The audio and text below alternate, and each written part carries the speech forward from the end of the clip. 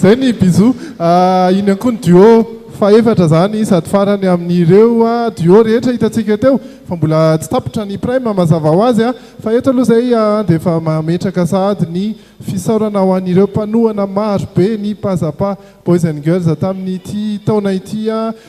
nisy ny Kefetron, ny Korean automobile, ny Orange, ny Parabole Madagascar, Caprice, ny Socolé, Bon Chef, ny Sardine Trésor, Supermakis, ny Jumbo Score, ny Tsara 10 ao anatin'ny mpanohana avokoa izay rehetra izay isaorana amin'ny tafotafo. Hainareo nakaseza avy.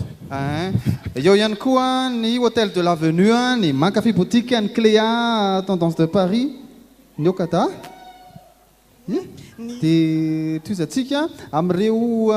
partenaire misy ny Couche Slippers, ny La Gastronomie Pizza, ny Bijouterie Saintia, ny Okada, ny Chic by Fabiola, ny nanao ny volo sy ny maquillage kosa, dia misy ny Blush, créateur de beauté ao amin'ny Zoom Korondrano.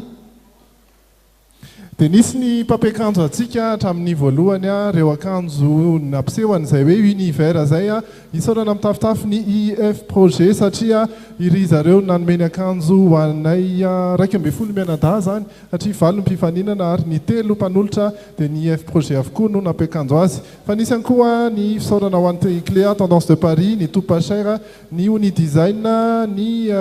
jiro sy ny feo tato anatin'ny trano dia misy any First événementiel misy any online Miritsoka Natural Sound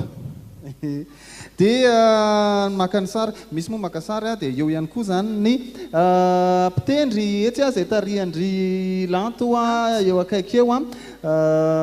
reo hitanareo amin'ny sary reo izy dia misy ihany koa be dia be ny feo lafika tamin'ny tindry mitoraka ety satria natao maredina kokoa misy any maoly ao misy any oby misy any gabi misy any mbola misy any kiady ary jakina ye zay zany fa hira amin'izay zay dimy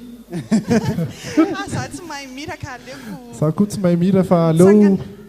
manome vokatra ihany no tena haiko manokana aloha haitsika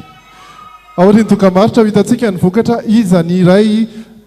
amin'ny lehilahy miatrika ny famaranana iza ny iray amin'ny vehivavy miatrika ny famaranana araky ny safidy nareo mpijery mitambatra amin'ny safidy ny mpitsara rehefa avy eo